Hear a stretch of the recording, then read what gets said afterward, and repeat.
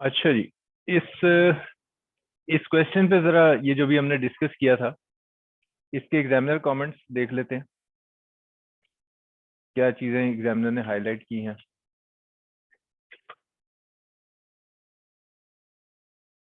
In order to compute tax loss on sale of motor vehicles. ठीक है जी, देख रहे हैं सर ये चीज आप, क्या बात हो रही? Tax loss on sale of motor vehicles. Disallowed depreciation on account of use of motor vehicle for personal purpose was not added in its written down value. ठीक है जी। Initial allowance on new computer was not calculated. Normal depreciation on new computer was not reduced by 50%. जो 50% rule था वो apply नहीं हुआ।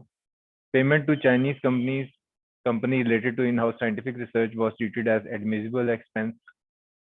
Capital gain on sale of investment in shares of unlisted company was considered as separate block of income. जबकि separate block of income सिर्फ कौन सा होना था? जो सिक्योरिटी है, जो लिस्टेड कंपनी वाला है, ठीक है ना। अनलिस्टेड को नहीं करना था separate block. While calculating tax credit for investment in health insurance, maximum limit of 1.5 lakh was ignored. Tax refund received from income tax department was not deducted from profit before tax. Further, it was adjusted from income tax liability for the tax year. ये किसी student ने ये भी science लगाई है कि जो refund है उसको टैक्स पेबल के अगेंस्ट एडजस्ट करती है। Additional payment received from income tax department due to delay in tax refund was not taxed under income from other sources. So ये कुछ मेन मिस्टेक्स थी इस सवाल में जो की गई। आप लोगों ने ऐसी गलतियों से परहेज करना है। क्वेश्चन नंबर 5 देखते हैं। कामकाज एंड कंपनी, ये एक एसोसिएशन ऑफ पर्सन का सवाल है। It's a question about AOP जिसके 3 मेंबर्स हैं, बाकिर, उमर और एसपीएल। ठीक है जी। एक कंपनी है और 2 इंडिविजुअल्स हैं और इनके प्रॉफिट शेयरिंग रेशियोज बताए हुए। सवाल की रिक्वायरमेंट देखते हैं। Under the provision of income tax ordinance compute the following. Taxable income of AOP, tax calculation नहीं मांगी हुई एओपी की। Taxable income and tax liability of Baqir and Umar, और 2 इंडिविजुअल पार्टनर्स की टैक्स कैलकुलेशन मांगी हुई है। अच्छा जी, अब हम जरा पहले क्वेश्चन का ना आइडिया समझ लेते हैं। तो व्हाइट बोर्ड पे पहले जरा कॉन्सेप्ट जरूरी है। कॉन्सेप्ट ठीक होगा तो आगे सॉल्यूशन में गलती का चांस थोड़ा सा कम है। So this is autumn 2021। This is question number 5। AOP का सवाल है। इसमें पहली इंपॉर्टेंट चीज जो हर एओपी के सवाल में आपको बताता हूँ वो क्या, कि जो salary, profit on debt, remuneration, commission जो पार्टनर्स को दिया जाएगा वो अलाउएबल एक्सपेंस नहीं है। नंबर सेकंड, अगर एओपी का पार्टनर कोई कंपनी हो तो एओपी ने कंपनी के शेयर पे टैक्स अदा नहीं करना। ठीक है। तो जो भी एओपी का प्रॉफिट कैलकुलेट करेंगे, पार्टनर्स में डिस्ट्रीब्यूट करेंगे और एओपी उस प्रॉफिट पे टैक्स अदा नहीं करेगी जो कंपनी का शेयर बनता है, वो कंपनी की इनकम में ऐड कर दिया जाएगा। नंबर थर्ड, जो प्रॉफिट डिस्ट्रीब्यूशन है, वो क्या होगा कि कंपनी को उसका शेयर दे दिया जाएगा, लेकिन पार्टनर्स वाला जो हिस्सा होगा उसके ऊपर एओपी ने टैक्स अदा करना है। ठीक है।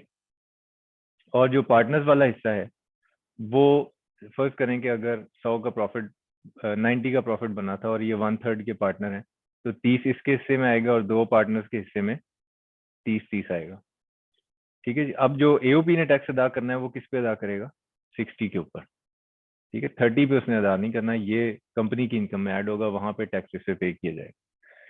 ना पार्टनर्स की जो इनकम है यानी एओपी ने अब अदा करना है टैक्स 60 के ऊपर, तो इसके ऊपर इसकी सारी टैक्स कैलकुलेशन आगे चलेगी एओपी की जो है। और इसके ऊपर जो टैक्स कैलकुलेट होगा, लेट से वो बन जाता है ₹8, एज्यूम कर रहा हूँ। तो अब क्वेश्चन ये है कि क्या मैंने 60 में से 8 माइनस करके पार्टनर्स में डिस्ट्रीब्यूट करना है या 60 को करना है फॉर रेट पर्पजेस। तो वो जो रेट पर्पसेस के लिए अमाउंट मैंने अलहदा करनी है वो बिफोर टैक्स होगी, यानी 60 को डिस्ट्रीब्यूट करना है। ठीक है जी। और फिर ये पार्टनर्स की इनकम में ऐड किया जाएगा और रेट पर्पसेस के लिए ऐड किया जाएगा। अगली चीज ये कि जो एओपी है उससे कुछ इनकम पार्टनर्स की इनकम में ऐड हो रही है फॉर रेट पर्पसेस। तो एओपी की अगर कोई एफटीआर की इनकम है या कोई सेपरेट ब्लॉक ऑफ इनकम है, और पार्टनर्स के पास अगर कोई एफटीआर की इनकम है या सेपरेट ब्लॉक ऑफ इनकम है, तो ये जितनी हमने ऊपर शरीयत डिस्कस की है उस इन इनकम्स का उससे कोई ताल्लुक नहीं है। ये जितना कानून है कि एओपी ने टैक्स अलहदा करना है, ये वो सारा कुछ, ये किन इनकम्स के लिए है? पार्टनर की भी नॉर्मल टैक्स रिजीम और एओपी की भी नॉर्मल टैक्स रिजीम के लिए। ठीक है। एओपी की अगर एफटीआर की कोई इनकम है या सेपरेट ब्लॉक ऑफ इनकम है, उसको पार्टनर्स में डिस्ट्रीब्यूट नहीं करते रेट पर्पसेस के लिए। वो अलहदा ही उनके अपना जहान है, दो दो तीन तीन फिगर से वो टैक्स उनका फाइनल हो जाता है। और इसी तरह जब वो रेट पर्पसेस के लिए पार्टनर की इनकम में ऐड होने आएगा तो भी आपने किसी तरह भी उस रेट पर्पस वाली इनकम को इन इनकम्स के साथ मिक्सअप नहीं करना, सेपरेट ब्लॉक को के साथ भी और एफटीआर के साथ भी। लास्ट इंपॉर्टेंट थिंग इज, कितनी चीजें हो गई? 3 चीजें। चौथी चीज ये, फोर्थ इंपॉर्टेंट थिंग इज कि अगर एओपी के पास कोई लॉस है तो इस लॉस का बेनिफिट कभी भी किसी पार्टनर को नहीं मिलेगा। जैसे इस सवाल में क्या है कि एक टैक्स ईयर 1 दिया हुआ है आपको, 2 टैक्स ईयर्स पे ये सवाल बना हुआ है, और एक टैक्स ईयर 2 दिया हुआ है। टैक्स ईयर 2 आपका एक्चुअली उसने दोनों सालों की आपसे टैक्स कैलकुलेशन मांगी है। टैक्स ईयर 1 में एओपी के पास लॉस है और टैक्स ईयर 2 में उसके पास प्रॉफिट है। तो अब लॉस जाहिर सी बात है कैरी फॉरवर्ड होगा। ये जो लॉस जब कैलकुलेट होगा टैक्स ईयर 1 में, तो पार्टनर्स की इनकम में रेट पर्पज के लिए कुछ भी नहीं जाएगा, क्योंकि एओपी के पास क्या है? लॉस है। तो अगर लॉस है तो वो किसी सूरत भी पार्टनर्स को उसका फायदा नहीं मिलेगा। तो पार्टनर्स की इनकम में कुछ भी ऐड नहीं होगा। लेकिन यहाँ पे एओपी ने इस लॉस का बेनिफिट लेना है और अपने प्रॉफिट्स में से उसको माइनस करना है। तो ये जो लॉस आपने माइनस करना है, पहले पार्टनर्स में प्रॉफिट जो डिस्ट्रीब्यूशन बनानी है, पार्टनर्स में जो प्रॉफिट डिस्ट्रीब्यूशन बनानी है, वो इस लॉस की एडजस्टमेंट से जो पहले फिगर बनेगी उसमें से बनानी है। ठीक है। तो ये चंद चीजें ध्यान में रखें। तो फिर आप फिगर्स के साथ जरा इसको देखते हैं सवाल को, तो फिर ज्यादा समझ आ जाएगी। तो अब सवाल देखते हैं जी। सवाल में ये हमने देख लिया 3 पार्टनर्स हैं जिनमें से एक कंपनी है।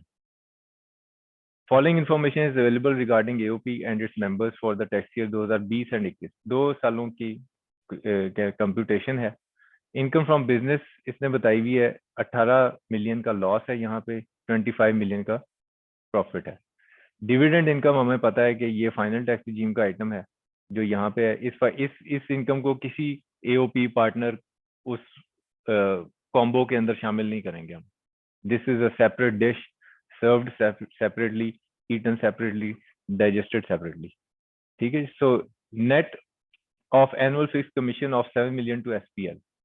तो ये एक स्टैरिक लगा हुआ है, ये स्टैरिक इसकी एक्सप्लेनेशन है जो ऊपर स्टैरिक लगा हुआ है कि बिजनेस इनकम में से माइनस हुआ हुआ है क्या? 7 मिलियन का कमीशन जो आप किसको पे करते हैं? एसपीएल को। और एसपीएल जो है वो उसका स्टेटस क्या है कि वो एक पार्टनर है, एक कंपनी है और एक पार्टनर है वो एओपी का। ओके। सो थोड़ा सा स्टडी मटेरियल की तरफ आ जाते हैं। स्टडी मटेरियल में हमने जो एओपी की टैक्सेशन जो बिजनेस इनकम में जो इंपॉर्टेंट चीज हमने डिस्कस की हुई है वो डिडक्शंस नॉट अलाउड में हमने प्रोविजन पढ़ी कि कौन सी, कि कोई भी profit on debt, brokerage, commission, salary, remuneration paid by AOP to its members, ये क्या है? Deduction not allowed. तो यहाँ से मैं नतीजा ये निकाल रहा हूँ कि ये जो 7 मिलियन है टैक्स पर्पजेस के लिए एओपी को ये एक्सपेंस के तौर पे अलाउड नहीं होगा, क्योंकि ये कमीशन है जो कि एक मेंबर को दिया जा रहा है। तो सबसे पहला काम तो मैं ये करता हूँ कि इसकी जो बिजनेस इनकम है, अगर यहाँ पे लॉस है तो ये लॉस थोड़ा सा कम हो जाएगा ना। 7 मिलियन का अगर मैं एक्सपेंस कम कर दूं तो लॉस कम हो जाएगा। तो कितना लॉस रह जाएगा? 11 मिलियन का। और इसी तरह यहाँ पे अगर प्रॉफिट है, ये प्रॉफिट थोड़ा सा बढ़ जाएगा। ये कितना बढ़ जाएगा? 32 मिलियन हो जाएगा अगर मैं 7 मिलियन इसके अंदर ऐड कर देता हूँ। ठीक है जी। तो 32 मिलियन का यहाँ पे बिजनेस का प्रॉफिट होगा और यहाँ पे 11 मिलियन का लॉस होगा। ऑन 1 फरवरी 2021 बाकिर अर्न, अब ये पार्टनर्स की इनकम के बारे में कुछ इन्फॉर्मेशन दी हुई है, हम पार्टनर्स को अभी थोड़ी देर में देखते हैं। तो पहले हम जरा एओपी के मामले को डिस्कस कर लेते हैं कि एओपी का ये जो पहला ब्लैक बॉक्स बना हुआ है ये एओपी के टैक्सेशन से मुतालिक है। सो इनकम फ्रॉम बिजनेस से हम अपनी बात शुरू करेंगे। Just zoom in for a second ताकि ये थोड़ा ज्यादा क्लियरली हमें नजर आए। सो हमने टैक्स ईयर 2021 और टैक्स ईयर 2022 2 सालों की कैलकुलेशन है। तो पहले साल में 18 मिलियन का लॉस था, तो मैंने इसमें कमीशन वापस जब जमा किया तो ये अब लॉस कितना रह गया, 11 मिलियन का। ये अब इस 11 मिलियन में से तो पार्टनर्स को कुछ नहीं मिलेगा क्योंकि लॉस ऑफ एओपी का बेनिफिट सिर्फ एओपी के पास रहता है। ये लॉसेस के चैप्टर में हमने पढ़ा हुआ है, ये टैक्स लॉ की एक बड़ी इंपॉर्टेंट प्रोविजन है। तो ये लॉसेस में हमने ये कहा था कि लिमिटेशंस जहाँ पे हमने पढ़ी थी ना कि in case of AOP loss shall be set off and carry forward only against income of AOP and no case be utilised by its member. तो यहाँ से अब हमने नतीजा क्या निकाला, नतीजा ये निकाला है कि ये जो टैक्स ईयर 2021 है इसमें चूंकि लॉस है तो इसलिए पार्टनर्स के पास तो कुछ नहीं जाने लगा। तो ये मामला तो सिंपल है, ये एओपी नहीं एडजस्ट करना है। अगले साल में क्या होगा, नेक्स्ट ईयर में ये होगा कि 25 मिलियन का प्रॉफिट हमें सवाल में दिया हुआ है, 7 मिलियन का हम इसमें वापस ऐड बैक करेंगे कमीशन, तो मेरे पास 32 मिलियन का प्रॉफिट आ जाएगा। अब मैंने इसमें बेसिकली इसमें से जो कंपनी का शेयर है पार्टनर्स के शेयर्स को अलहदा करते हैं। तो वो पार्टनर्स के शेयर को अलहदा हम कैसे करेंगे, ये 11 मिलियन के लॉस को एडजस्ट करने से पहले हमने पार्टनर्स का शेयर डिस्ट्रीब्यूट कर देना है, ठीक है। क्योंकि अगर मैं ये 11 मिलियन माइनस करके एडजस्ट करूंगा तो इसका मतलब मैंने पार्टनर्स को बेनिफिट दे दिया उसका, उस लॉस का, तो वो मैंने नहीं देना। तो अब ये 32 मिलियन की मैं डिस्ट्रीब्यूशन बनाने लगा हूँ, पार्टनर्स के दरमियान डिस्ट्रीब्यूट करने लगा। सो ये पार्टनर्स की प्रॉफिट शेयरिंग रेशियो आपको सवाल में दी हुई है, कितनी कितनी है, 20, 30 और 50। तो ये तीनों पार्टनर्स की प्रॉफिट शेयरिंग रेशियो है। डिविजिबल प्रॉफिट हमारे पास है 32 मिलियन। 32 मिलियन को डिस्ट्रीब्यूट करने से पहले अगर कोई कमीशन सैलरी ब्रोकरेज आपने डिसअलाउ किया था एक्सपेंस, तो पहले वो दे दें जिस पार्टनर ने लिया हुआ है। तो सिर्फ एसपीएल ने 7 मिलियन लिया था, तो बाकी कितना बच गया, 25 मिलियन। सो ये जो अब 25 मिलियन है इसको मैं इस रेशियो में 50, 30 और 20 की रेशियो में डिस्ट्रीब्यूट कर देता हूँ। तो अब मुझे पता चल गया कि किस किस पार्टनर को कितना मिलेगा। ना इसमें से जो एसपीएल का शेयर है इसके ऊपर एओपी ने टैक्स अदा नहीं करना, ठीक है। तो इसलिए मैं ये 19,500 जो है इसको तो फौरन एओपी के प्रॉफिट में से निकाल देता हूँ, क्योंकि कंपनी के प्रॉफिट के ऊपर प्रॉफिट शेयर के ऊपर एओपी ने टैक्स अदा नहीं करना। तो एओपी के काम का प्रॉफिट कितना है, 12.5 मिलियन, और इसमें से अब वो लॉस अपना एडजस्ट कर लेगा और बाकी 1.5 मिलियन इसका प्रॉफिट बनेगा, जिसके ऊपर टैक्स कैलकुलेशन अगर आप बना दें, ना भी बनाए तो खैर है। और जो सेकंड ईयर दिया हुआ है उसमें डिविडेंड की इनकम है, ये तो सीधा सीधा जो इसका रेट ऑफ टैक्स है आपको एग्जाम में गिवन होगा, उसके ऊपर रेट टैक्स लगा के आपने इसकी टैक्सेशन कंप्लीट कर देंगे। सो एओबी का मामला हमने खत्म कर दिया कि एओबी की टैक्सेशन इस तरह से मुकम्मल हो गई। अब आ जाते हैं हम पार्टनर्स की तरफ, ठीक है। एओबी की टैक्स, इसमें कोई सवाल है किसी का, कोई चीज समझ ना आई हो तो ओके, ऑनलाइन में अभी कोई नहीं है। चलो अब हम आ जाते हैं पार्टनर्स की तरफ। पार्टनर्स में बाकिर के बारे में कुछ इंफॉर्मेशन है। Earn capital gain of 5.2 million on share of his property which was purchased on 1 January 2018। So capital gain है और किसके ऊपर आ रहा है, प्रॉपर्टी के ऊपर। तो ये क्या है, सेपरेट ब्लॉक ऑफ इनकम। तो अगर सेपरेट ब्लॉक ऑफ इनकम है तो इस पे तो एओपी का कोई शेयर ऐड करके रेट पर्पजेस कुछ भी करने की जरूरत नहीं है। तो बाकिर का मामला तो बहुत ही सिंपल है। अगर ये फरवरी 2021 में है तो इसका मतलब टैक्स ईयर कौन सा बन रहा है, 2021, ठीक है। तो इस वाले साल की बात हो रही है, ठीक है। सो 2021 में हमने यहाँ पे टैक्स ईयर मैंने सोल्यूशन में आगे किया हुआ है क्योंकि मैंने लेटेस्ट ईयर के मुताबिक बनाया। तो मैंने सिंपली क्या करना है, मैंने सिंपली करना ये है कि सेपरेट ब्लॉक में है जो भी कैपिटल गेन, उसके ऊपर जो भी टैक्सेस बनते हैं मैं बस वही कैलकुलेट करूंगा, रेट पर्पसेस के लिए कुछ भी ऐड नहीं करूंगा। तो बाकी की टैक्सेशन तो बहुत ही आसान है, ये कंप्लीट होगी। अब हम आ जाते हैं दूसरा जो पार्टनर है जिसका नाम है उमर। उमर के केस में वो आपको बता रहा है, Umar also operates a sole proprietor business from which he earn profit of 6 million and 2.5 million in tax year 2020 and 21। तो क्या होना चाहिए अगर अभी सोल्यूशन देखे बगैर हम बात करें, तो 6 मिलियन में जमा करेंगे आप जो भी रेट पर्पजेस के लिए शेयर बनता है। रेट पर्पजेस के लिए जो एओपी से शेयर आना है वो कितना है,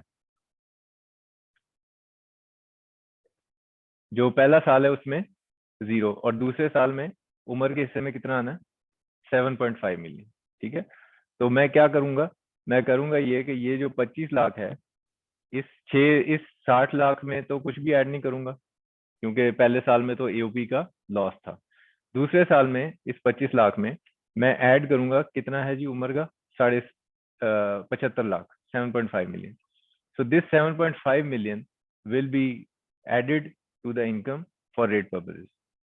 So ये हम जरा करके देख लेते हैं। So ये जो इसकी इनकम थी कितनी, 25 लाख, ये 25 लाख इनकम थी उम्र की, और मैं इस 25 लाख में ऐड करूंगा जो रेट पर्पजेस के लिए प्रॉफिट है, तो ये बन गया 10 मिलियन। 10 मिलियन पे जब हमने रेट ऑफ टैक्स लगाया तो 8 स्लैब बना और ये टैक्स बन गया। अब मैं 26, 20 और 10 मिलियन इससे एक रेट ऑफ टैक्स कैलकुलेट करूंगा, कितना बना, 0.262। और इस रेट ऑफ टैक्स को अब एक्चुअल जो भी टैक्सेबल इनकम है, जो कि कितनी है उसकी, ये 25 लाख। तो इस ये जो रेट ऑफ टैक्स है इसको मल्टीप्लाई कर देंगे नॉर्मल टैक्स रिजीम की जो इनकम है उसके साथ। ठीक है, और जो मेरा टैक्स बनेगा 6,55,000, ये इसका टैक्स इम्पोज आ गया। जो फर्स्ट ईयर था उसमें तो मामला सिंपल ही है, 6 मिलियन की इनकम है, और यहाँ पे चूंकि एओपी से शेयर ही कुछ नहीं आना, तो अल्लाह अल्लाह खैर सल्ला, सिंपल उसके ऊपर जो भी रेट ऑफ टैक्स लगते हैं वो स्लैब्स अप्लाई कर देंगे आप, एंड दैट्स इट। ठीक है जी। सो इसमें अब अगर आपका कुछ सवाल है तो वो आप पूछेंगे, और अगर अभी नहीं है तो फिर आप व्हाट्सएप में पूछ लीजिएगा। ठीक है जी, डन हो गया ये वाला question.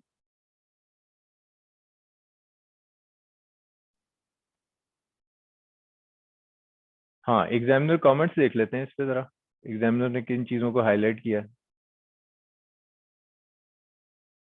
While computing taxable income of AOP, commission to SPL was treated as an admissible expense. देखो fatal error, गुनाह कबीरा, कि आपने एओपी के पार्टनर का जो कमीशन था उसको एक्सपेंस ट्रीट कर लिया, गलत किया। Brought forward loss from tax year 2020 was not adjusted with taxable income of tax year 2021, बहुत बड़ी गलती।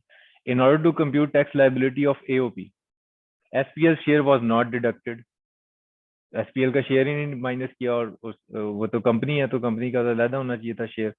Share of profit from AOP in tax year 2021 was allocated to Baqir, whereas he had only separate block of income.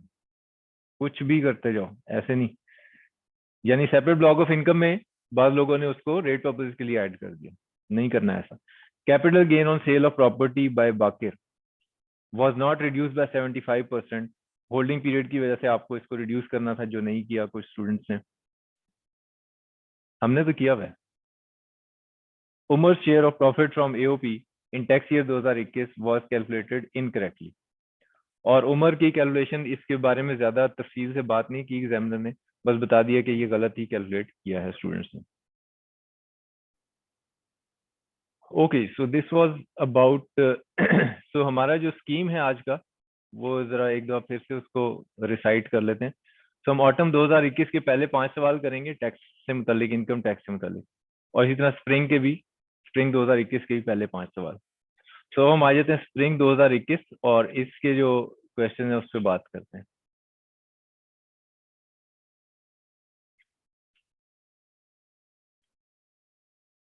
Okay ji, spring 2021 में पहला सवाल जो दिया हुआ है उसमें एक्चुअली एग्जामिनर ने जो प्रोविजन टेस्ट की है वो कौन सी प्रोविजन टेस्ट की है, हम पहले उस प्रोविजन को रिवाइज करेंगे फिर हम सवाल को देखेंगे। तो प्रोविजन है basically profits in lieu of salary, और नहीं sorry, basis of taxation.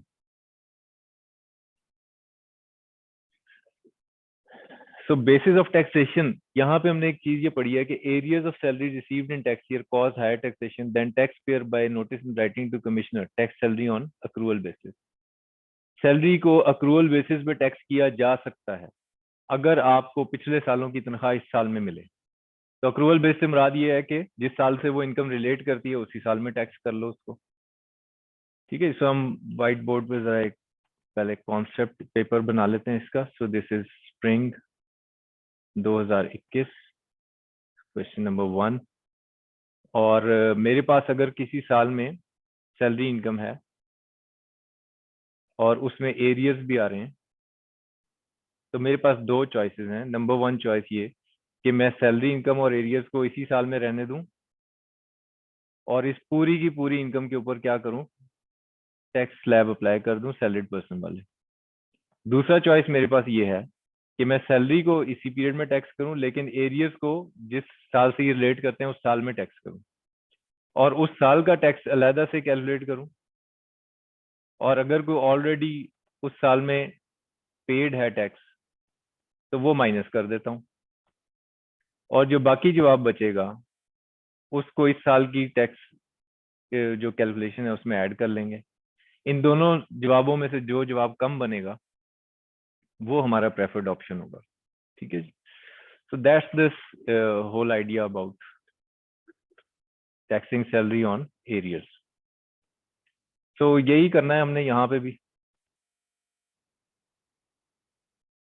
Option 1 and option 2। तो सवाल का डेटा देखें। क्वेश्चन सेज के डॉक्टर जमाल साहब हैं और 31 दिसंबर को क्या हो रहा है, रिजाइन कर रहा है। 31 दिसंबर 20x1 को ये रिजाइन कर रहा है और आपने टैक्स कैलकुलेशन बनानी है for the tax year 20x2। तो इसका मतलब 6 महीने इसने काम किया और उसके बाद इसने रिजाइन कर दिया। ठीक है जी। और जनवरी 20x2 में इसको ये चीजें मिली, 6 लाख रुपए leave encashment, 85,10,000 from recognise provident fund. Recognise provident fund से जब आपको पैसे मिलते हैं तो हम उसको क्या करते हैं, एग्जाम फ्रॉम टैक्स, पता है सबको? नोट्स पे जाने की जरूरत है? नो। ओके। और 13 लाख रुपए और 17 लाख रुपए भी इसको मिले हैं जो कि सैलरी एरियर्स हैं। एक 20W9 से रिलेट करता है, एक 20x0 से रिलेट करता है। तो 20W9 और 20x0 इसकी जो पहले से इनकम्स हैं वो आपको बताएंगी है, 32 लाख और 38 lakh. Doctor Jamal received a monthly salary of 5 lakh from July 20x1 से दिसंबर 20x1। सो 6 महीने की तनख्वाह 5 लाख पर मंथ के हिसाब से आपको कैलकुलेट करनी है। तो हमने क्या किया, मंथली सैलरी पहले कैलकुलेट कर लेते हैं। ठीक है जी। तो वो तो सिंपल ही है। उसके बाद लीव इनकैशमेंट सवाल में आपको दी हुई है। उसके बाद जो आपको एरियर्स दिए हुए वो भी हमने एज इट इज क्या किया, इसी साल में टैक्स कर दिए। तो मेरे इस साल की ये इनकम बन गई 66 लाख। इसके ऊपर सैलरी का स्लैब देखा, 7 स्लैब बनता था और मैंने एक टैक्स वर्कआउट कर दिया। ठीक है। जो प्रोविडेंट फंड का अमाउंट था वो चूंकि एग्जाम फ्रॉम टैक्स है, मेरी टैक्स कैलकुलेशन में उसका इम्पैक्ट नहीं है। अब दूसरा जो चॉइस होगा वो क्या है, दूसरा चॉइस ये है कि ये जो एरियर्स की अमाउंट्स थी कौन कौन सी, 13 लाख और 17 लाख, ये W9 से रिलेट करती थी तो मैं इसको W9 में ही टैक्स करूं और X0 से रिलेट करती थी तो मैं इसको X0 में ही टैक्स करूं। तो ऐसा ही करते हैं हम, ये सिर्फ 30 लाख और 6 लाख को रहने देते हैं इस साल में और बाकी ये जो 17 लाख और 13 लाख है इनको इनके सालों में ले जाते हैं। 13 लाख और 17 लाख को ये X0 से रिलेट करता था और ये W9 से, तो ये उन सालों में हमने लिख दिए। और इन सालों की जो ऑलरेडी टैक्स इनकम है वो आपको बताई हुई है, कितनी कितनी है, 32 लाख और 38 लाख। तो ये गिवन है आपको क्वेश्चन के अंदर। तो मैंने ऐसा ही किया कि ये 38 लाख और ये 32 लाख ही मैंने कहा जी कि ये इन सालों की ऑलरेडी इनकम थी, अब ये एरियर्स मिले हैं तो ये भी मैं इसमें शामिल कर रहा हूँ। तो अब मेरी इन सालों की जो इनकम्स बन गई वो कितनी कितनी बन गई। ठीक है जी। तो अब ये इनकम्स मिला के मैं इसके ऊपर टैक्स स्लैब अप्लाई कर दूंगा और एक टैक्स वर्कआउट हो जाएगा और वो टैक्स वर्कआउट हमने कर दिया यहाँ पे। ठीक है, 7,82,500 और 5,70,000। ये जो दो टैक्सेस वर्कआउट किए इसमें से जो ऑलरेडी पेड टैक्स है वो भी आपको एग्जाम में बताया हुआ है कितना, 404,500 और 3 लाख। तो वो हम माइनस कर देते हैं यहाँ पे, 3 लाख और 404,500 ये हम माइनस कर देते हैं। तो बाकी अब मुझे इतना टैक्स अदा करना है पिछले सालों की इनकम की वजह से और इस साल का मैंने अलहदा से टैक्स वर्कआउट कर लिया, 3,90,000 बनता है। तो अब मैं 390 को 482,500 और 165,500 को जमा कर लेता हूँ तो ये अमाउंट बन जाती है 10,38,00,000।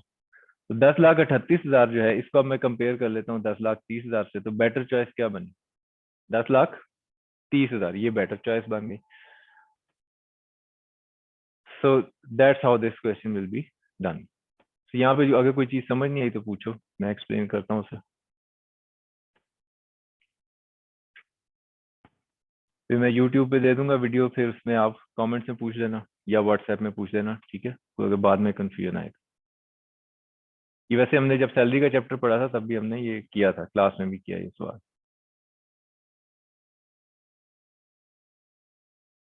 चलें, क्वेश्चन नंबर 1, इसमें अब जरा एग्जामिनर कमेंट्स जल्दी से देख लेते हैं हम कि एग्जामिनर ने क्या चीजें हाईलाइट की हैं।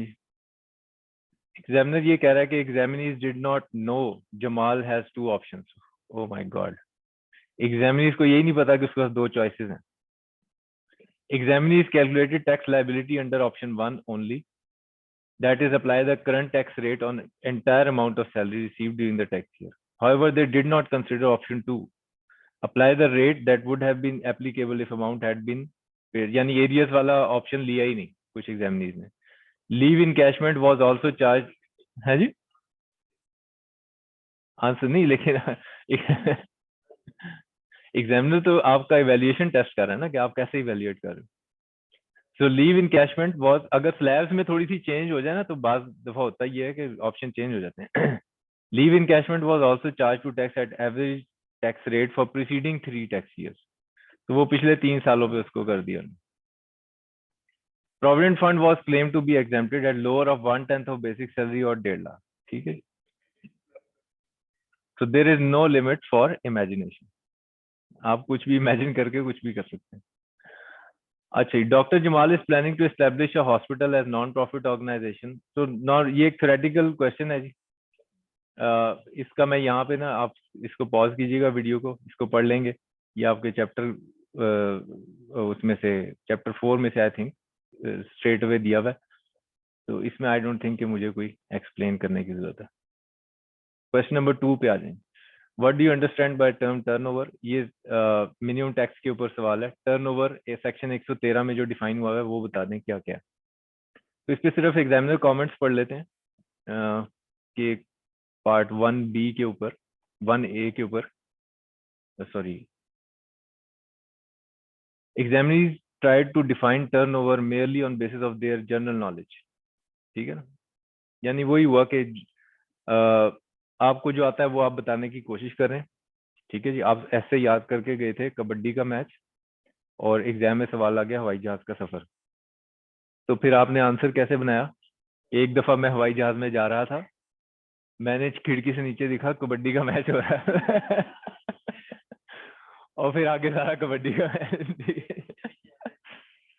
ठीक है, सो एग्जामिनर इज नॉट गूफ, उसको पता है कि आप क्या करके आए थे, आप क्या करें।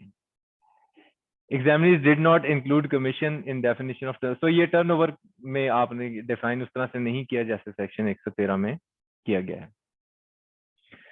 अच्छा जी, ये जो क्वेश्चन का मैंने इस क्वेश्चन 2B का जो सोल्यूशन आपके साथ शेयर किया हुआ है उसमें मैंने फिगर्स को थोड़ा सा इनहेंस कर दिया। उसकी वजह यह है कि टर्नओवर का थ्रेशहोल्ड जो है वो अब 100 मिलियन हो गया है। तो इसलिए अब आपको थोड़ा सा जो डिफरेंस मिलेगा सोल्यूशन के अंदर वो ये कि यहाँ पे जो टैक्सेबल इनकम बताई हमने हर चीज को मल्टीप्लाई बाय 10 कर दिया। तो ये 1.6 मिलियन है इसकी नॉर्मल इनकम, तो हमने इसको 16 मिलियन कर दिया। अच्छा, मैं पहले जरा टर्नओवर वाले इसका ना कॉन्सेप्ट डिस्कस कर लेते हैं, फिर इसके सोल्यूशन पे बात करेंगे। So this is September 2021, question number 2, और कॉन्सेप्ट है बेसिकली आपका सेक्शन 113 मिनिमम टैक्स। इस मिनिमम टैक्स को टर्नओवर टैक्स भी बोलते हैं। नाउ कॉन्सेप्ट इज दिस कि आपकी जितनी भी आमदनी है नॉर्मल टैक्स रिजीम में, आपकी जितनी भी इनकम है नॉर्मल टैक्स रिजीम में, property, business, capital gains, other sources. अच्छा, इसमें ये चूंकि टर्नओवर बिजनेस का होता है हम सिर्फ बिजनेस इनकम की बात करेंगे। तो आपकी business income normal tax regime में जो इनकम है उसके ऊपर आपने कैलकुलेट किया टोटल इनकम, इसमें से माइनस किया डिडक्टेबल अलाउंस, इससे बन गया टैक्सेबल इनकम। यहाँ पे आपने जितने भी एक्सपेंसेस थे वो भी माइनस किए, और अगर कोई लॉसेस अवेलेबल थे वो भी एडजस्ट किए। टैक्सेबल इनकम के बाद आपने कैलकुलेट किया टैक्स इम्पोज्ड, इसके बाद आपने माइनस किए टैक्स क्रेडिट्स, तो आपके पास जो फिगर बनी this is called tax payable. ये जो टैक्स पेबल है इसको कंपेयर करना होता है किसके साथ? Turnover multiplied by rate of tax, जो कि आपको टर्नओवर टैक्स के तौर पे बताया गया होता है। और इन दो फिगर्स में से जो हायर फिगर होती है वो फिर आपका टैक्स पेबल बन जाता है। ठीक है, इन दोनों को कंपेयर करते हैं, इसमें से जो हायर बनता है। अब इस सवाल में आसानी ये है कि एग्जामिनर ने आपको स्ट्रेट अवे ये फिगर दे दी, यानी कि उसने आपको इस झंझट में नहीं डाला कि एक्सपेंस अलाउड डिसअलाउड वाली सारी इक्वेशन से गुजरो, लॉसेस एडजस्टमेंट वाली सारी इक्वेशन से गुजरो, डिडक्टेबल अलाउंसेस वाला थ्योरम अप्लाई करो, फिर उसने सीधा आपको ये टैक्सेबल इनकम बता दी है बिजनेस की, और आपको साथ में टर्नओवर्स बता दिए हैं। आपने बस इतनी मेहरबानी करनी है कि अपनी जो टैक्सेबल इनकम है देखो जरा मैं सवाल पढ़ रहा हूँ। GC या sole proprietor is dealing in various consumer products in Pakistan during the year GC's taxable income for the year is 1.6 million। तो मैं क्या करूंगा, फर्स्ट करो 16 मिलियन है, तो 16 मिलियन के ऊपर एक नॉर्मल टैक्स रिजीम का टैक्स कैलकुलेट कर लूंगा, कोई टैक्स क्रेडिट्स नहीं सवाल में बताए हुए, तो टैक्स पेबल भी वही बन जाएगा। सो हमने पहला काम तो ये करना है कि एक टैक्स पेबल बना लेना है जो कि नॉर्मल टैक्स रिजीम का है। वही हमने 16 मिलियन इनकम ली, इसके ऊपर रेट ऑफ टैक्स लगाया और ये टैक्स इम्पोज बन गया। सवाल में चूंकि टैक्स क्रेडिट्स नहीं दिए हुए इसलिए टैक्स पेबल भी यही बन जाएगा। अब इसको कंपेयर करना है मिनिमम टैक्स के साथ, तो अब उसने आपको दो टर्नओवर्स बता दिए हैं। एक टर्नओवर बताया है उसने पार्ट 1 में, दैट इज 12.5, हम इसको 125 मिलियन लेंगे और इसी तरह हम इसको 110 मिलियन लेंगे ताकि वो हमारी इस दफा के लॉ के साथ मैच हो जाए चीज। ये इंक्लूसिव ऑफ सेल्स टैक्स है, तो इंक्लूसिव ऑफ सेल्स टैक्स का मतलब क्या है कि अगर 100 रुपए की चीज 17 रुपए के सेल्स टैक्स के साथ सेल हुई तो 117 की बिकेगी, तो अब आपको ये वाली वैल्यू दी हुई है, आपने पहले तो ये वाली वैल्यू बनानी है, क्योंकि टर्नओवर की जो डेफिनेशन है for the purpose of calculation of turnover tax, उसको अगर आप देखेंगे सेक्शन 113 में, तो यहाँ पे क्या लिखा हुआ है कि टर्नओवर मींस ग्रॉस सेल्स, और इसमें शामिल नहीं करते excluding sales tax, sales tax को शामिल किए बगैर टर्नओवर लेना होता है। ठीक है, तो अब मेरे पास जो भी वैल्यू टर्नओवर की दी हुई है उसको मैं मल्टीप्लाई करूंगा 100 से, डिवाइड करूंगा 117 से, तो ये टर्नओवर बन जाएगा एक्सक्लूडिंग सेल्स टैक्स। ठीक है भाई, बात समझ आ गई? तो टर्नओवर एक्सक्लूडिंग सेल्स टैक्स हम बना लेंगे। वो कैसे हम बनाएंगे, ये टर्नओवर इंक्लूडिंग सेल्स टैक्स दिया हुआ है, इसको 100/117 करोगे ये आ जाएगा टर्नओवर एक्सक्लूडिंग सेल्स टैक्स। अगर तो ये 100 मिलियन से ऊपर है, अगर ये 100 मिलियन से ऊपर है, क्योंकि एओपी और इंडिविजुअल के केस में टर्नओवर जरूरी है कि 100 मिलियन से ज्यादा हो। तो 100 मिलियन से ऊपर है, बिल्कुल 106 मिलियन है, तो मैं इसके ऊपर 1.25% का एक रेट अप्लाई करूंगा और एक टर्नओवर टैक्स कैलकुलेट करूंगा। पार्ट 2 के अंदर जब मैं यही कैलकुलेशन बनाता हूँ तो ये 100 मिलियन से कम बनता है, तो इसका मतलब यहाँ पे मुझे मिनिमम टैक्स की कैलकुलेशन बनाने की जरूरत नहीं है। तो ये जो 13 लाख है इसको कंपेयर कर लेंगे 47 लाख से, हायर वैल्यू कौन सी बनती है? 47 लाख, तो मेरा टैक्स पेबल जो है वो 47 लाख होगा, ये मिनिमम टैक्स कम बन रहा है मेरा। ठीक हो गया, so that's how we will work this out. इसके ऊपर हम एग्जामिनर कमेंट्स देख लेते हैं जी। हाँ, टैक्स पेबल लेते हैं। टैक्स इम्पोज जो है ना, देखो टैक्स इम्पोज वो फिगर होती है टैक्स की जिसमें से भी टैक्स क्रेडिट्स माइनस नहीं हुए हुए होते। ठीक है, तो अब ये है टैक्स इम्पोज, पहली टैक्स की फिगर बनती है। ठीक है, तो अब आपने जब टैक्स पेबल पे आप पहुंच जाते हैं ना नॉर्मल टैक्स रिजीम में, फिर मिनिमम टैक्स से कंपेयर करते हैं, राइट? तो अब अगर मिनिमम टैक्स हायर बनता है तो अब इसके ऊपर कोई चीज नहीं होती। ठीक है, ये आप एक्चुअली यहाँ से आए हैं इधर, तो अब आप करेंगे ये कि इधर से इस टैक्स पेबल को कंपेयर करेंगे मिनिमम टैक्स से, मिनिमम टैक्स हायर है तो वो अब आपका टैक्स पेबल है। तो अब आप कहेंगे इस स्ट्रीम में फिर टैक्स इम्पोज क्या होगा? ठीक है, तो टैक्स इम्पोज अब कुछ नहीं है, वो तो आपने यहाँ पे कैलकुलेट कर लिया था। ठीक है, उसके बाद आपने टैक्स पेएबल बनाया, टैक्स पेएबल को कंपेयर किया उससे, हायर वैल्यू को टैक्स पेएबल बना देंगे, और बस ये जो विदहोल्डिंग टैक्स है ये फिर अब हायर वैल्यू में से माइनस करना है अगर कोई सवाल में विदहोल्डिंग टैक्स दिया हुआ। ओके जी, सो एग्जामिनर कमेंट्स देख लेते हैं इस पे। Examinees were not able to compute correct figures of sales tax from the gross sales. वो वैल्यू एक्सक्लूडिंग सही नहीं बनाई स्टूडेंट्स ने। Minimum tax was calculated in situation 2 without considering the fact that turnover is less than 10 million. तो अब ये चूंकि tax year 2021 की बात हो रही है, लेकिन हम इसको 2022 में देख रहे हैं, तो 2022 में ये 10 की जगह 100 हो चुका है, तो यानी वहां पे 10 मिलियन से कम पे भी आपने मिनिमम टैक्स कैलकुलेट कर दिया। Carry forward amount of minimum tax was not computed. Carry forward amount कौन सी होती है? अगर आपका मिनिमम टैक्स ज्यादा बन जाता तो जितना ज्यादा बनता वो कैरी फॉरवर्ड होता। ठीक है, तो यहाँ पे तो वो ज्यादा बना ही नहीं, तो इसलिए हमने कैरी फॉरवर्ड नहीं किया उसके हिसाब से, क्योंकि वहां पे फिगर्स डिफरेंट हैं तो वहां पे बनना था। ओके जी, क्वेश्चन नंबर 3 देखें। मोहम्मद असकर, इसको मैं क्लोज कर देता हूँ।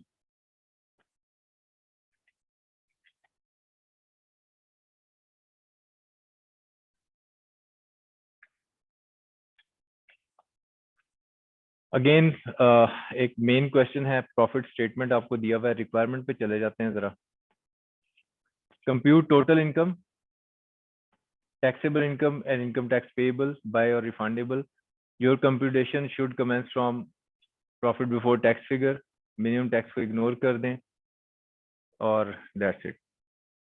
अच्छा, तो हम इस बिल्कुल ख्वाहिश का एहतराम करेंगे, 2468 से सवाल को स्टार्ट करेंगे। तो 2468,000 प्रॉफिट बिफोर टैक्स यहाँ से हमने शुरू करना है। अब सवाल में जो एडजस्टमेंट्स गिवन है उसको देख लेते हैं एक एक करके।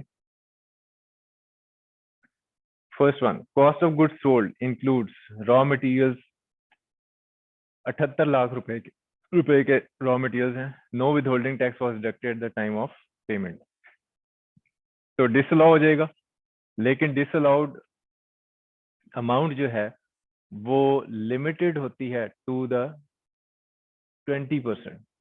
इसका मतलब कि जो डिसअलाउ होगा वो 20% ऑफ परचेजेस होगा। होता ही टोटल परचेज है, लेकिन इस सवाल में चूंकि टोटल परचेजेस नहीं दी हुई, तो इसलिए हम परचेजेस की वैल्यू का ही 20% लेंगे। सो प्रोविजन ऑफ लॉ जो बेसिकली एड्रेस हो रही है वो कौन सी है? ये वाली। ठीक है, सो 20% ऑफ परचेजेस तक आपका डिसअलाउड एक्सपेंस होगा, तो हम जो भी 78 लाख दिया हुआ है उसका 20% डिसअलाउ कर देंगे। डिसअलाउ कर देंगे का मतलब क्या है कि प्रॉफिट में वापस जमा कर देंगे। अकाउंटिंग डेप्रिसिएशन, या tax law don't like it, तो हम इसको एक्सपेंस ट्रीट नहीं करेंगे, अकाउंटिंग डेप्रिसिएशन।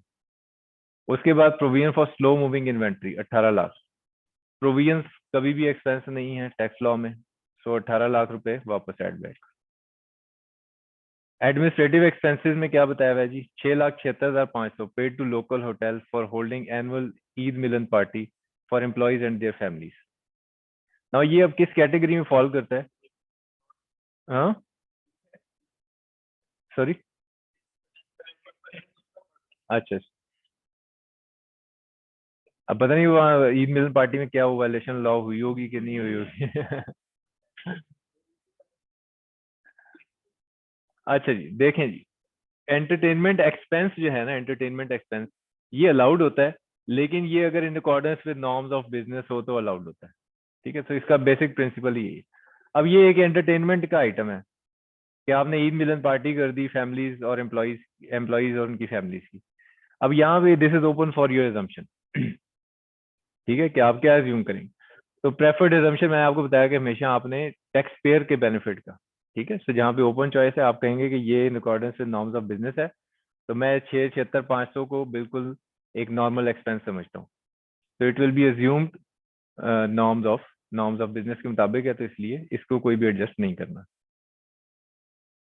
उसके बाद 12,35,000 paid as penalty to customer in settlement of इस क्लेम।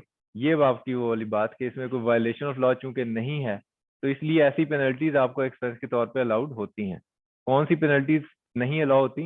जहां पे आपको कानून वायलेट कर दे, सेल्स टैक्स रिटर्न जमा नहीं कराई टाइम पे, इनकम टैक्स रिटर्न जमा नहीं कराई, आपको कोई पेनल्टी लगा दी गई ऑर्डिनेंस के अंडर, कोई आपका और किसी लॉ इन्फोर्समेंट की तरफ से कोई पेनल्टी लग गई, तो ये 12,35,000 जो है इसको पेनल्टी टू कस्टमर ये अलाउड होगा एज एक्सपेंस, इसकी कोई एडजस्टमेंट हम नहीं कर रहे।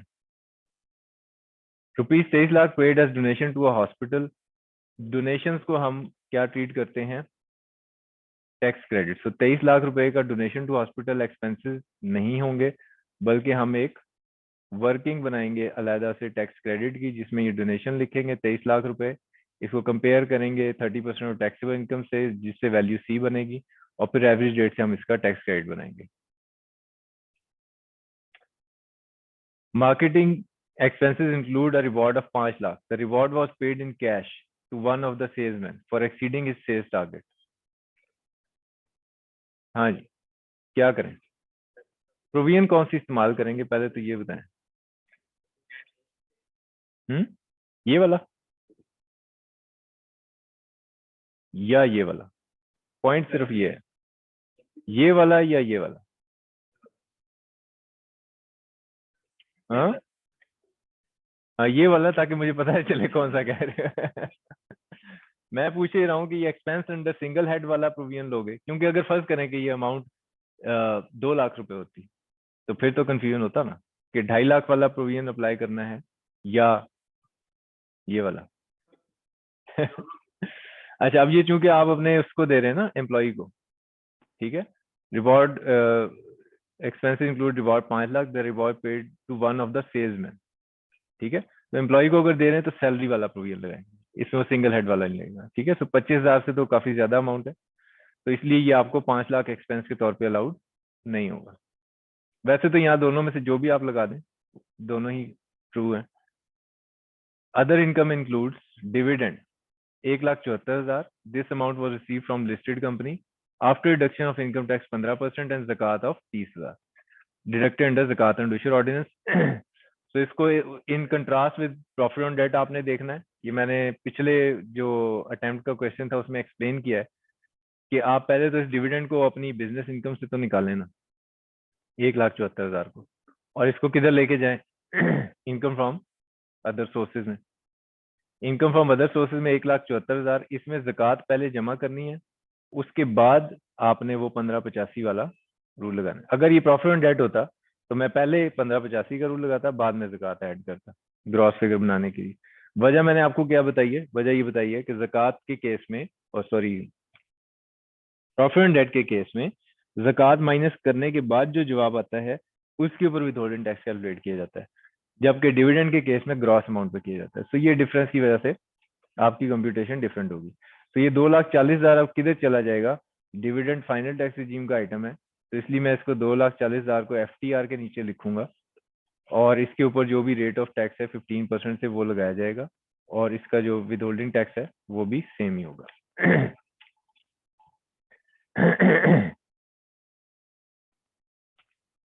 अच्छा जी, gain of rupees 6,60,000 on sale of shares in Akash private limited in November 20X1। सबसे पहले तो इस गेन को इनकम से निकालें, बिजनेस की इनकम में शामिल है ना, अदर इनकम में लिखा हुआ, तो ये बिजनेस इनकम तो नहीं है। तो पहला काम तो ये करते हैं हम कि इसको 6,60,000 को अपनी बिजनेस इनकम से निकालते हैं, और इसको लेके कहाँ जाएंगे? कैपिटल गेन्स में। तो हेड ऑफ इनकम इसका होगा जी कैपिटल गेन्स। अब देखना ये कि क्या ये सिक्योरिटी है या नहीं, यहाँ से तो आपको पता चल जाए ये सिक्योरिटी है, ठीक है। लेकिन आपने कैसे पता लगाना है? 60% shares in APL are owned by federal government, ठीक है।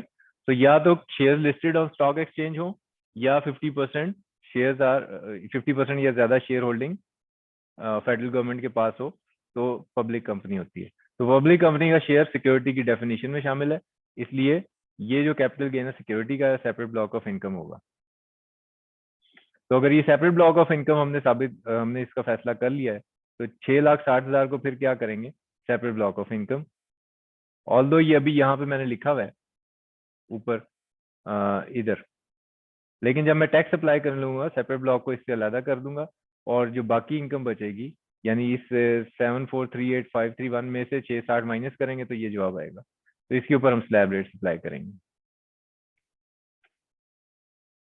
Other information, a second hand plant was imported from France at a cost of 25 lakh. So new plant है, इसकी बिल्कुल अलग वर्किंग बनाएंगे। Withholding tax of 1,50,000 was deducted at import stage. The plant was installed in the month of September. AC incurred 3,75,000 installation of plant which is included in administrative expenses. तो सबसे पहले तो ये 3,75,000 जो एडमिनिस्ट्रेटिव एक्सपेंसेस में है, इसको वहां से निकालें, क्योंकि इंस्टॉलेशन कॉस्ट जो है वो कॉस्ट में कैपिटलाइज की जाती है। तो यहाँ से इसको आप निकाल लेंगे, वापस जमा कर देंगे प्रॉफिट में, और जो प्राइस है 25 लाख रुपए उसमें इसको जमा कर देंगे। ये कॉस्ट बन जाएगी प्लांट की। फिर देखेंगे एलिजिबल डेप्सिबल एसेट है या नहीं। यस, तो इसके ऊपर 25% से इनिशियल अलाउंस बनाएंगे आप, और नॉर्मल डेप्रिसिएशन जो है वो कैलकुलेट करेंगे। This is plant and machinery, 30% नहीं होना चाहिए, दिस शुड बी 15%। तो मैं जरा एक मिनट देख लेता हूँ, ये कैलकुलेशन देखें जरा। आई थिंक कैलकुलेशन ठीक बनी हुई, यहाँ रेट गलत लिखा हुआ है।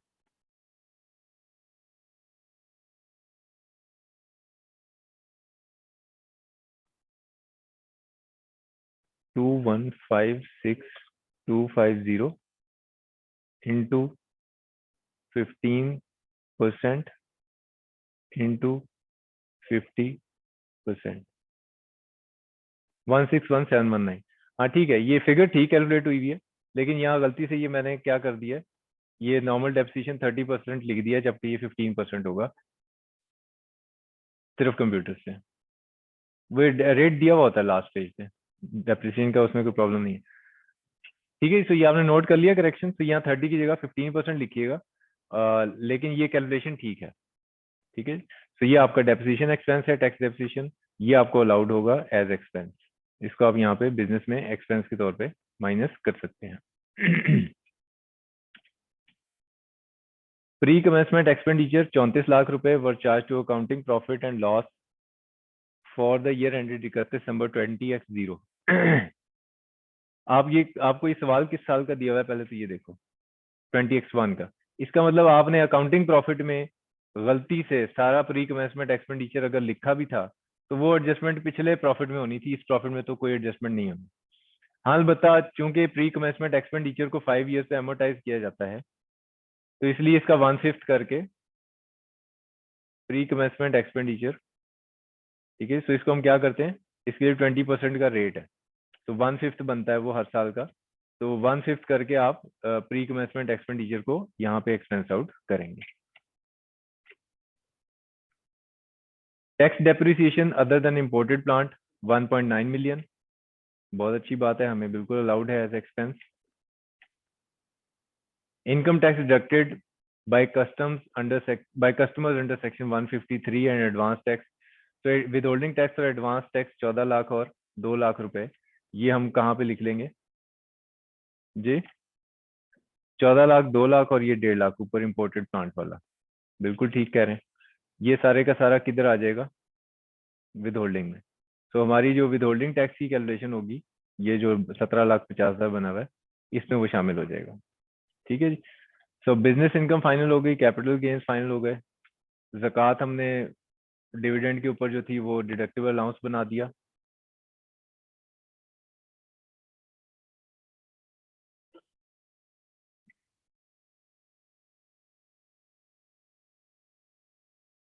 ओके जी, इस क्वेश्चन में सारी चीज सॉल्व हो गई है। अब आप इसको खुद से सॉल्व करके देखिएगा, इसमें अगर कोई सवाल होगा तो फिर आप व्हाट्सएप में पूछेंगे या फिर कमेंट्स में। तो आपने ठीक किया या गलत किया? सही किया।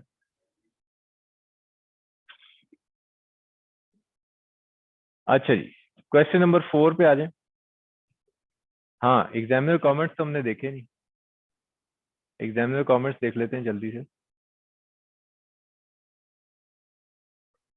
Examinees failed to appreciate that 20% raw material and finished goods were inadmissible, तो वो 20% नहीं किया examinees ने। Expenditure on Eid Milan party and penalty paid to customer were considered inadmissible. Pre-commencement expenditure was also added back without realizing that the expense was incurred in prior year. On, हाँ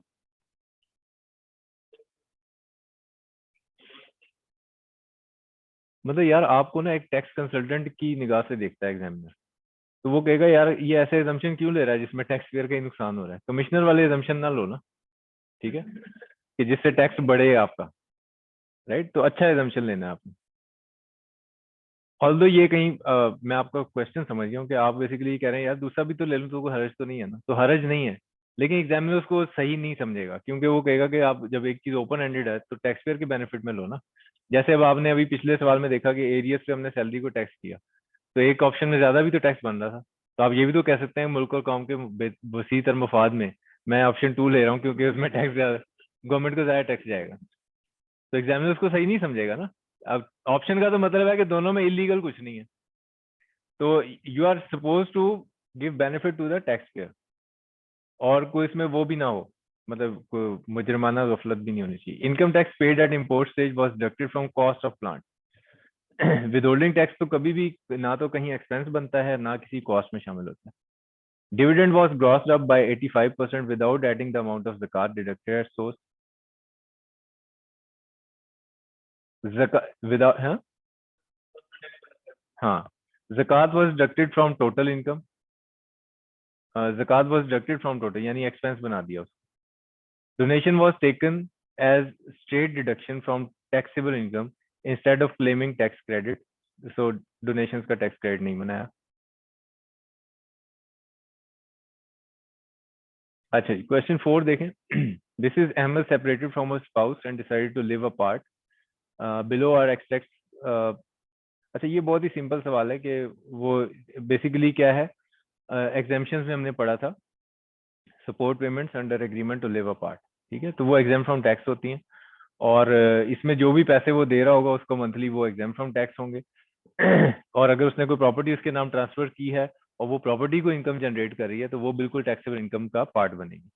तो इस सवाल को आप देख लीजिएगा, simple, एक एक उसने शॉप उसके नाम की जिससे फिर रेंट आता है, तो रेंट तो उस मोहतरमा की इनकम में शामिल होगा, लेकिन अगर कोई वो अमाउंट उसको पे कर रहा है एवरी मंथ या कोई स्कूल की फीस पे कर रहा है तो वो एग्जाम फ्रॉम टैक्स होगी, ठीक है। तो इसके ऊपर हम कमेंट्स पढ़ लेते हैं इसके ऊपर।